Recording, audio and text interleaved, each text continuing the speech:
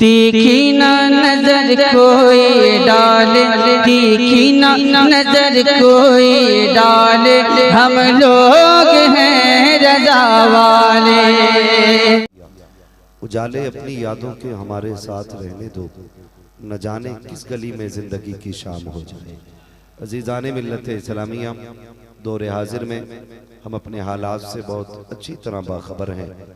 हम किस डगर पे चल रहे हैं और हमें ज़माने ने धकेल के किस कोने में लाके खड़ा किया गया, ये मज़ीद बताने की ज़रूरत नहीं है। यकीनन हिंदुस्तान के हालात से हर शख्स बाखबर है, हर फर्द बाखबर है, लेकिन आज ज़रूरत इस बात की है कि हम इस बात पे गौर करें कि आज ही हमारे हालात इस तरह से क्यों हो गए हैं, हमारी कंडीशन बद से बदतर क्यों होती चली जा रही है। तो मुझे एक शेर याद आ रहा है, वो कहा था किसी ने कि हुक्म कुरान अगर हमने भुलाया होता, ये ज़माना न ज़माने ने दिखाया होता।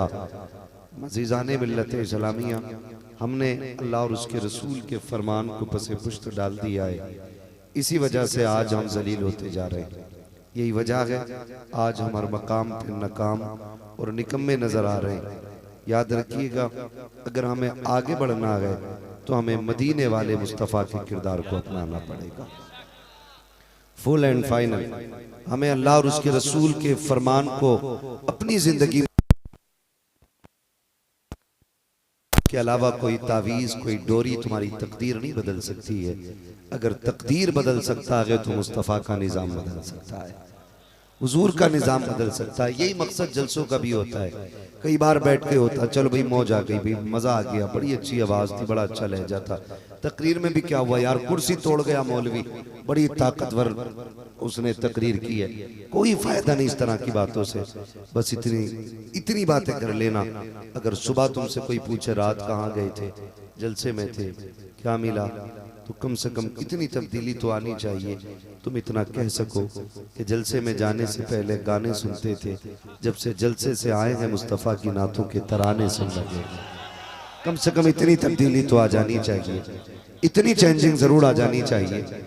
एक किसी लहजे, किसी आवाज, किसी अंदाज पर कुर्बान होने की जरूरत नहीं है, इसलिए कि लहजे हजारों आए और चले गए। कल भी मुस्तफ़ा का जिक्र बाकी था, आज भी मुस्तफ़ा का जिक्र बाकी है। हमारे जैसे कितने आएंगे, चले जाएंगे, क़यामत तक मदीने वाले का जिक्र बाकी रहेगा। हमें सिर्फ लहजों से प्यार नहीं, हमें सिर्फ अंदाज से प्यार नहीं, हमें प्यार है तो मदीने वाले की ज़ात से प्यार होना चाहिए, उनकी बातों से प्यार होना चाहिए। बहुत गौर करने वाली बात यह है, हम ज्यादातर अक्लमंदों में जाके पूछते हैं, भाई ये साइंटिस्ट है, अच्छी बात बताएगा, इसने BUMS किया कि इसका दिमाग तेज चलता होगा, या IAS है, इसके पास अक्ल खिरत की दुकान होगी। लेकिन कभी कलंदरों से भी बातें कर लिया करो, कभी उनके दीवानों से भी पूछ लिया करो। खुदा की कसम, जहां IAS IPS की ज़हनियत दम तोड़ देती है, वहां से मुस्तफ़ा के गुलामों का जहन आगाज करता है। जहां बड़े बड़े ऊंचों की परवाज जाके थक हार जाती है, वहां से मुस्तफ़ा के गुलामों की परवाज बढ़ती है। आओ तुम्हें बताता चलो, दुनिया हैरत में परेशान है, सब तलाश कर रहे हैं कामयाबी का राज क्या है। लोग कहते हैं 500 रुपए लो और हमें दुआएं दे के चले जाओ, 1000 रुपए लो, दुआएं दे के चले जाओ। कहते मैं फला से मिला था, उससे भी दुआएं लेके आया हूँ, मैं फला से मिला था, उससे भी दुआएं लेके आया हूँ। कहता आज तक मुझे किसी ने हाथ उठा के बद दुआएं नहीं दी। आज तुझे बताऊं दुआ किसे कहते हैं, बद दुआ किसे कहते हैं। मैं मर्द कलंदर की चौखट पे बैठा था, जिसे दुनिया वैस मुस्तफ़ा कहती है। मैंने भी कहा था जनाब ये तो बता दो दुआ किसे कहते हैं और बद्दुआ किसे कहते हैं। उन्होंने 2 बातों में बात खत्म की थी। कहा था मेरे लाल बात सुन, किसी का दिल तोड़ देना बद्दुआ होता है, किसी का दिल जोड़ देना दुआ होता है। हाँ, किसी का दिल तोड़ देना। नारे तकबीर, नारे रिसालत, मसरा के आला हजरत, उलमा अहले सुन्नत, सैयदुल अंबिया कल भरन। नारे तकबीर, याद रखिएगा, दुआ लफ्जों की मोहताज नहीं होती, बद्दुआ आंसुओं की मोहताज नहीं होती। जहां किसी का दिल टूटा, उसकी जबान भले गूंगी रही, समझ ले तेरे बुरे दिन शुरू हो गए। बहुत गौर से मेरी बात सुनिएगा, मैं किसी की चापलूसी करके राजी करने किसी को नहीं आया हूं। तुम रूठो या ना रूठो फर्क नहीं पड़ता, बस इतनी तमन्ना रहती है मदीने वाला नहीं रूठना चाहिए। और अगर कोई ये सोच के यहां बैठा है मैं किसी की चापलूसी यहां करने आया हूं, घर चला जाए, ऐसे शख्स का महफिल में आने का कोई फायदा नहीं है, कोई फायदा नहीं है। याद रखिएगा, अगर बद्दुआ निकल गई, किसी का दिल टूट गया, भले हाथ उठे ना उठे, आंसू निकले ना निकले, समझ लेना बुरा वक्त शुरू हो गया है। और अगर तुझसे किसी के दिल को राहत मिल गई, उसने हाथ उठा के दुआ दी या ना दी, समझ लेना खुदा की रहमतें तेरे साथ चलना शुरू हो गई। गौर करें इन बातों पर। हम कहते हैं मुझे आज तक किसी ने बद्दुआ नहीं दी, नहीं, ये मत देख हाथ उठे थे कि नहीं, ये सोच ये चली थी और किसी का चेहरे का रंग तो नहीं उड़ गया था। हमारी इस 2 तोले की जबान में किसी के दिल को ठेस तो नहीं पहुंचा दी थी। ये पूछ अपने आप से, इसे कंट्रोल में रखा करो, कंट्रोल में रखा करो। लोग कहते हैं मांस की ये फिसल जाती है, बांस की होती तो रोक के रखते। मैं कहता हूं अगर इसे रोकना है तो फिर अबू बकर सिद्दीक से पूछ कैसे रोका जाता है। हुजूर की चौखट पे जाते थे, मुंह में अक्सर पत्थर रखे रहते थे। किसी ने कहा अबू बकर ये मुंह में पत्थर क्यों रखते हो? का महबूब ने कहा था कि ये जो जुबान है ना, ये बंदे को जहन्नम तक ले जा सकती है। मैं इसलिए कंट्रोल में रखता हूं ताकि ये कहीं ज्यादा चल ना जाए। आज जो जितना ज्यादा ताने मार लेता है ना, वो उतना बड़ा अक्लमंद है। जो जितना ज्यादा जलील कर लेता सामने वाले को, वो उतना बड़ा दानिश्वर कहलाता है।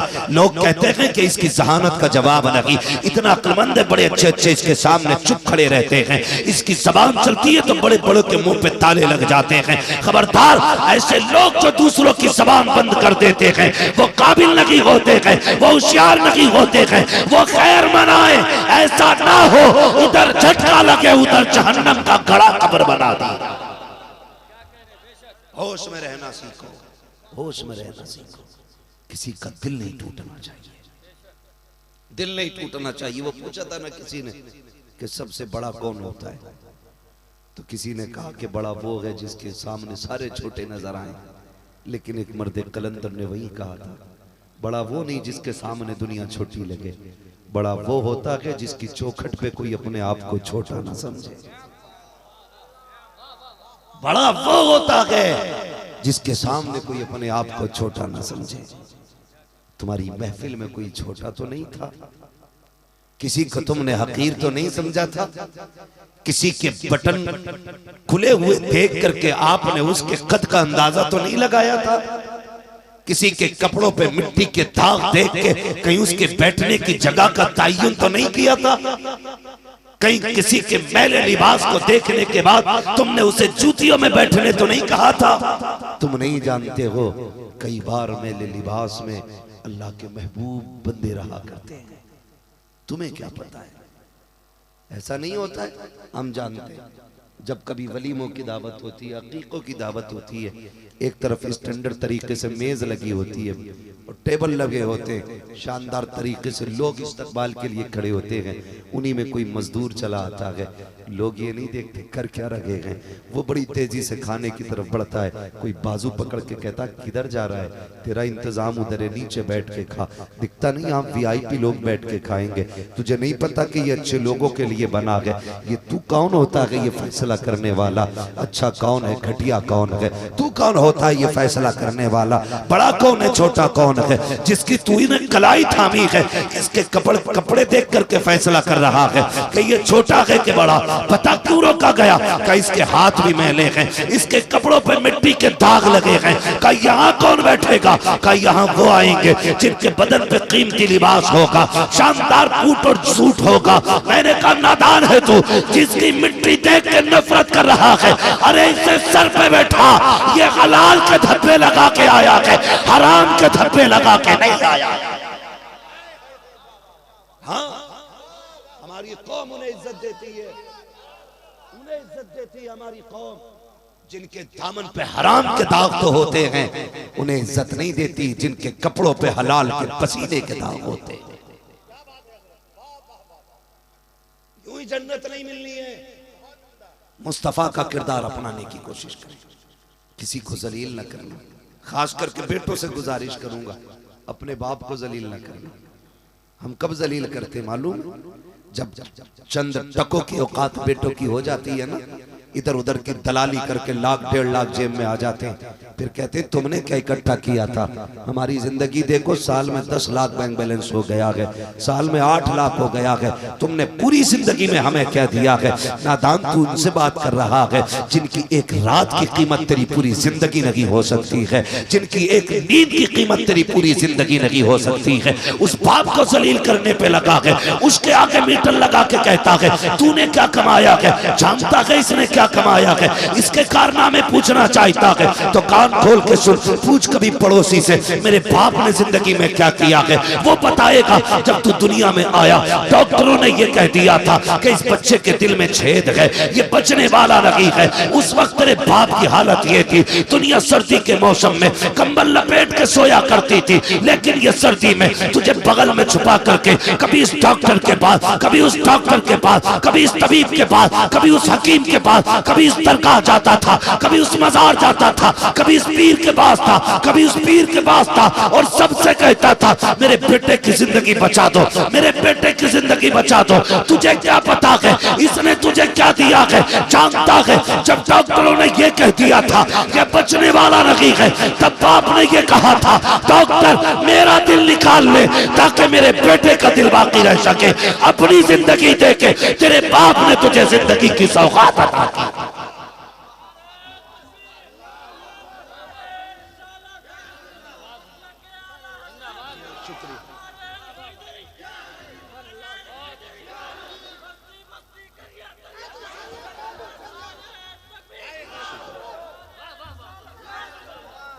ओ भाई, हम अपने बाप का कद नापने चले, उससे कहते तूने क्या किया है, उससे पूछते हो तुम।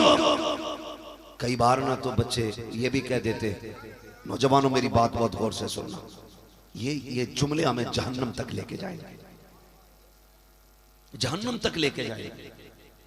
तलवार का जख्म, तीर का जख्म ये आसानी से भर जाता है, लेकिन जबान का दिया हुआ जख्म नहीं भरता है। वो एक शेर में कहा गया था जराहतुस्सिनानी लहल तयाम वला यल्तामु मा जरहल लिसान। भाई तलवार का जख्म के लिए भराव हो सकता है, लेकिन जो जख्म जबान देती है उसके लिए कोई भराव नहीं, और ना ही कोई मरहम उसे ठीक कर सकता है। कैसे कह देते हैं क्या किया तुमने? कहता पूरी जिंदगी रक्षा चलाया तुमने, हमें क्या दिया? एक छप्पर, 2 कमरों का मकान न दे सके। शर्म कर, अगर तेरा बाप लेटा है, इसने रक्षा चलाया, मजदूरी की है, इसने ईंटें कमर पे उठाई है ना, तू नहीं पता है, तुझे नहीं पता है इसने परदेश कितनी मुश्किल में काटा है। तू नहीं जानता है अपने बच्चों से जुदाई की एक रात की कीमत क्या गुजरी है इसकी। कह देते हो क्या किया तुमने, क्या दिया तुमने? जब ये लेटा हो ना तो इसके तलवे चूमना। लोग कहते मेरे पीर का हाथ बड़ा मुलायम था, रूई जैसे हाथ थे। क्यों तुझे रूई वाले हाथों में करामत नजर आती है? सबसे बड़ी करामत तो बाप के हाथों के छालों में नजर आनी चाहिए। सबसे बड़ी करामत तुझे बाप के हाथों के छालों में नजर आनी चाहिए थी। अगर वो लेटा हो तो ये मत सोचना तूने रक्षा चलाया है, तूने ईंटें ढोई है, क्यों नहीं बना मिनिस्टर, क्यों नहीं बना तू कलेक्टर। ये मत कहना, तलवे चूमना, कहना बाप तेरा एहसान है, तूने पसीना बहा के हमें चटनी से खिलाई है, किसी का हक मार के हमें मुर्गों की हराम की नहीं खिलाई। इसलिए कि जो हराम के मुर्गे खिलाते हैं वो औलाद को जहन्नमी बना देते हैं, और जो हलाल की चटनी खिलाते हैं वो औलाद को जन्नती बना देते हैं। उसकी मजदूरी पे एतराज न करना, ताना मत देना उसे तूने क्या किया है। वो बाप है तुम्हारा, टूट जाया करो, उसके आगे झुक जाया करो। लोग समझते नहीं कि जिंदगी का मजा किस चीज में है। मजा किस चीज में? परदेश से आ रहा ना 10-5 लाख अकाउंट में डाल के, तो फिर तो ये आके सीधा अपने रूम में जाके बैठता है। अब्बा सही से नहीं मिलना है, ये चाहता अब्बा मिलने मुझसे रूम में आए।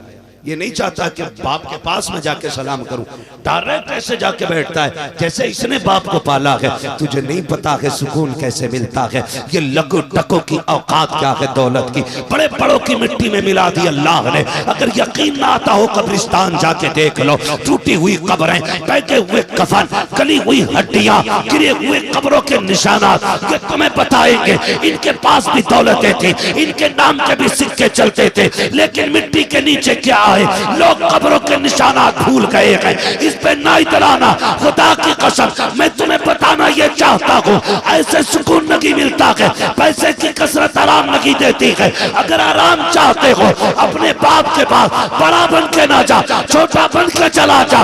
एयर कंडीशन कमरों में वो सुकून नहीं मिलता है जो बाप की जूतियों में बैठने से अल्लाह आराम अता फरमा दिया।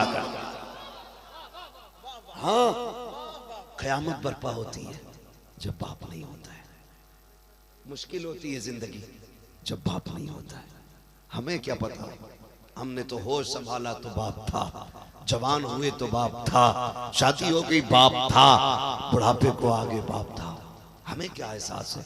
कभी उन बच्चों से पूछो जिनको बाप बचपन में छोड़ के चला जाता है कि जवानी कितनी मुश्किल से हाथ आती है। बाप के होते हुए 18 साल किधर गुजर गए पता ही नहीं चलता, और बाप चला जाए तो 10 साल हाथ नहीं आते, हाथ नहीं आते हैं।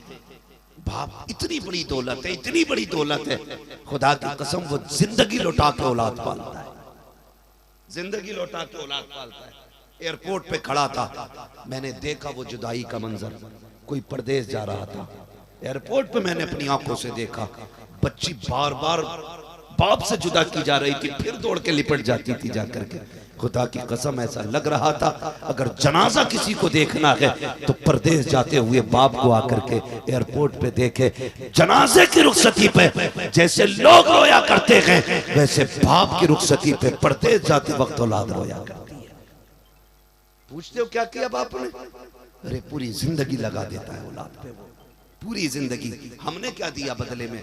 लानतें, गालियां, धक्के और बची कुची उसकी जिंदगी के पिछले दिनों के उसको ताने दे दे करके हम मार देते। नहीं, बाप के आगे जुबान नहीं खोलनी है, नहीं खोलनी है बाप के आगे जुबान, गूंगे हो जाया करो, मत बोला करो बाप के आगे।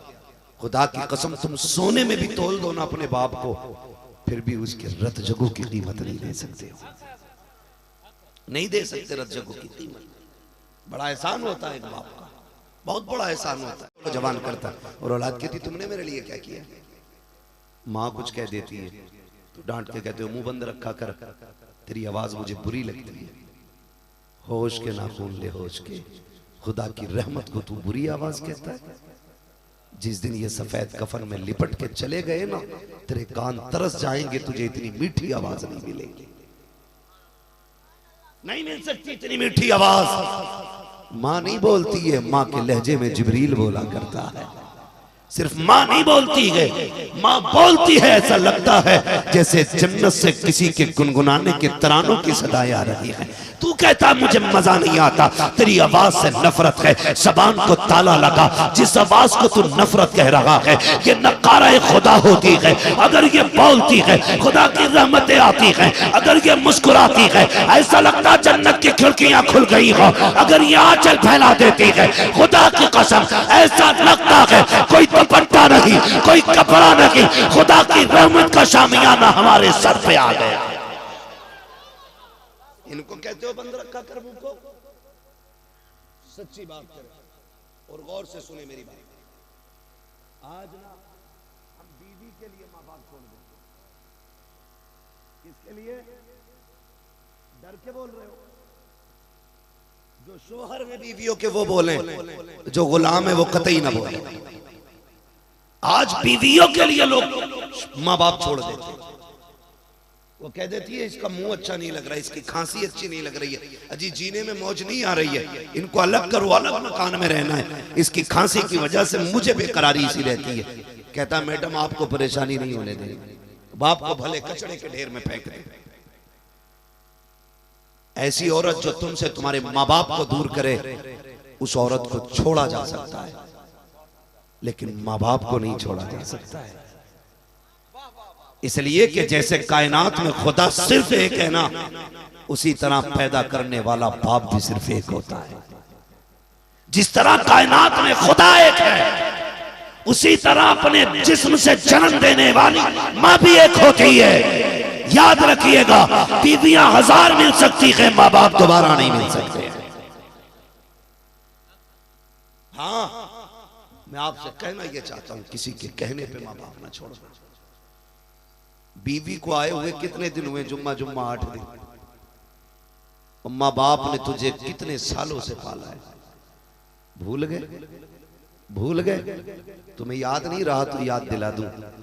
जब तुम 3 साल के 5 साल के थे और तुम खेलते हुए दूर निकल जाते थे ना, तो ये माँ दरवाजे पे आ जाती थी और कोई ऐसा फर्द नहीं होता था जिससे पूछती नहीं थी, तुमने मेरा गुड्डू देखा हो तो बताओ, इधर मेरा कहीं भूरा हो तो बताओ, मेरा लाल इधर गुजरा हो तो बताओ। है कोई ऐसे शख्स जो गुजर गया और माँ ने पूछा ना हो? जब लोग ये कह के चले जाते कि मिला हमने नहीं देखा, फिर माँ दुपट्टा डाल के घर से निकल आती थी, एक एक कौना छानती थी, मेरा लाल कहाँ है, मेरा शहजादा कहाँ है। कितनी तलाश के बाद जब तुम मिलते थे, फिर उस वक्त माँ की मुस्कान देखने की होती थी। वो मारती भी थी तो प्यार से मारती थी, वो डांटती भी थी तो सीने से लगा के डांटती थी। अल्लाह अकबर, ऐसा प्यार करने वाला कहाँ से लाओगे? कहाँ से लाओगे इतनी चाहतें लुटाने वाला? हाँ, हम रातों के मुसाफिर हैं, अक्सर रातों में सफर होता है। मैंने चौक में किसी बेटे को खड़ा नहीं देखा जो ये कह देता बाप के इंतजार में खड़ा हूँ। मैंने सैकड़े बापों को देखा है जो चौक में खड़े थे, हमने कब बैठो गाड़ी में, कहा नहीं हाफिज जी आप जाइए। मैंने कहा क्यों खड़े हो? कहा बेटा नहीं आया है इसलिए आके खड़ा हो गया हूँ ताकि बेटा आ जाए। अल्लाह अकबर, तुम काम से लेट आते हो तो बाप बिस्तर छोड़ के निकल आता है और रात के 3 बजे आते हो, पहली दस्तक दरवाजे पे होती है, दोबारा आवाज देने की जरूरत नहीं पड़ती, अंदर से माँ की आवाज आ जाती है, ठहर जा बेटे भी दरवाजा खोलती हो। कौन है जो तुम्हारे लिए रात भर जागेगा? कौन है जो माँ बाप के सिवा तुम्हारी राहें तकेगा? हाँ, आज माँ से ऊंचे लहजे में बात करते हो, बाप को चेहरा बिगाड़ के दिखाते हो। ओ होश के नाखून लो, अगर तुम रात में आते हो, माँ कहती है जल्दी खाना खा ले, अब तक मैंने तेरे बगैर खाना नहीं खाया है, कहते हो तू खा लिया कर, मुझे मेरा इंतजार न किया कर, तुम्हें होश नहीं है। आज माँ के तो इंतजार हो रहा है, जब तक तू आ नहीं जाता है माँ खाना नहीं खाती है। जिस दिन ये इंतकाल कर जाएगी तेरी मर्जी है, तू 3 बजे आना, 2 बजे आना, 4 बजे आना, किसी को दस्तरखान पे तेरा इंतजार नहीं होगा, कोई तेरी राह नहीं देखेगा। यहाँ तक कि तेरी अपनी बीवी भी चादर ओढ़ के सो जाएगी, सोचेगी आएगा तो खुद खा लेगा। कोई बेवकूफ तो नहीं है, कोई नादान तो नहीं है, ये सोच करके बीवियां भी सो जाती हैं। खुदा की कसम, जो तेरे बगैर न खा सकती है न सो सकती है दुनिया के अंदर, उस जात को सिर्फ वाहिद माँ कहा जाता है, माँ कहा जाता है। आज उन्हीं को जलील कर देते हो, बात बात में ताने दे देते हो। खुदा की कसम, माँ जैसी दौलत नहीं मिलने वाली, बाप जैसी शफकतों का पहाड़ नहीं मिलने वाला। इन दोनों जातों का जवाब नहीं है, इन दोनों जातों का जवाब नहीं है। कभी तेज लहजे में इनसे बात न करना, कभी अकड़ के गुस्से में इनसे बात न करना, कभी इन्हें गलत जवाब न देना। इनके आगे ऐसे खड़े रहा करो जैसे खादिम अपने आका के आगे खड़ा रहता है। तुम तो औलाद हो ना, हम तो बेटे हैं ना। एक शख्स एक पौधा भी आंगन में लगाता है, उम्मीद होती है कि जब ये बड़ा होगा इसके साए में बैठेंगे, हवाएं मिलेंगी, साया मिलेगा। अगर एक शख्स दरख्त भी इस नियत से लगाता है कि हमें साया मिलेगा, तो बाप औलाद को कितनी उम्मीदों से पालता होगा,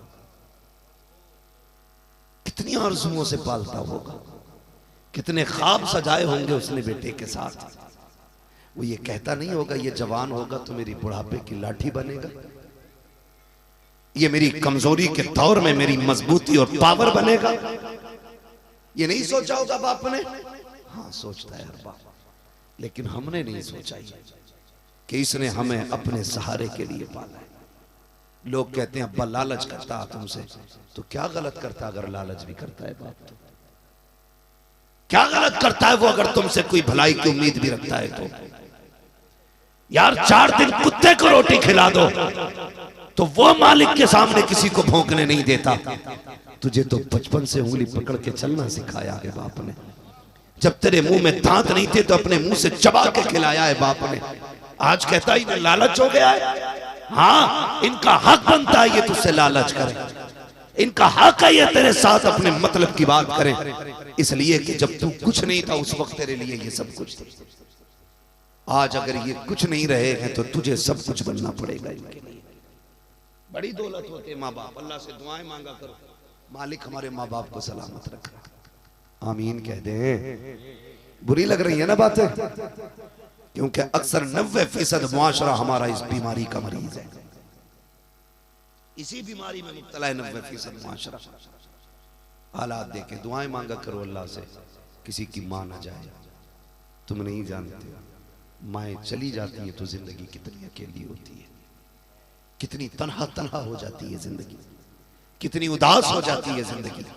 बेटा कह के दुनिया आवाज देगी लेकिन लहजे में माँ वाली शफकत नहीं दिखेगी। ये रहमतें तो खुदा ने सिर्फ माँ के लहजे में रखी है। और आज फिलिस्तीन के बच्चे, उससे पहले बर्मा की कहानी, उससे पहले कश्मीर की कहानी, ऐसी कितनी दास्तानें हैं जो हमें रिश्तों का एहसास दिलाती है, जो हमें रिश्तों का एहसास दिलाती है। एक बच्ची ने एक दिन फोन करके कहा था, कभी इस मौजू पे भी बात कर, लोग दूसरी शादी बड़ी जल्दी कर लेते हैं। मैंने कहा फिर क्या परेशानी है, जब शरीयत ने हक दिया दूसरे निकाह का तो बेटी तुझे क्या एतराज है। उसने कहा बात ये नहीं, एतराज दूसरी और तीसरे निकाह से नहीं है। उसने कहा बात यह है मेरी माँ का इंतकाल हुआ, मेरी उम्र अभी 11 साल है, मेरे साथ एक 8 साल का मेरा भाई भी है। कहते माँ के इंतकाल के 6 महीने के बाद मेरे बाप ने दूसरा निकाह कर लिया। कहते वो उसी बीवी के साथ रहते हैं, हमें देखने तक नहीं आते। अपने भाई को मैं कैसे पाल रही हूं अंदाजा कर सकते हो, मेरी उम्र खुद 11 साल है। कम से कम मर्दों को इतना तो समझा दो कि जानवरों को भी रिश्ते का ख्याल होता है, इन्हें इंसानों को रिश्ते का ख्याल क्यों नहीं है। ये कड़वी सच्चाई है हमारे मुआशरे की, कड़वी सच्चाई है। अगर निकाह करना चाहता है कर, तेरी मर्जी है, हक दिया शरीयत ने, लेकिन औलाद के साथ ना इंसाफी नहीं। अगर तुम बच्चों के साथ ना इंसाफी करोगे अल्लाह खाल उधेड़ देगा कब्र में डाल के, कोई बचाने वाला नसीब नहीं होगा, कोई नहीं आएगा बचा।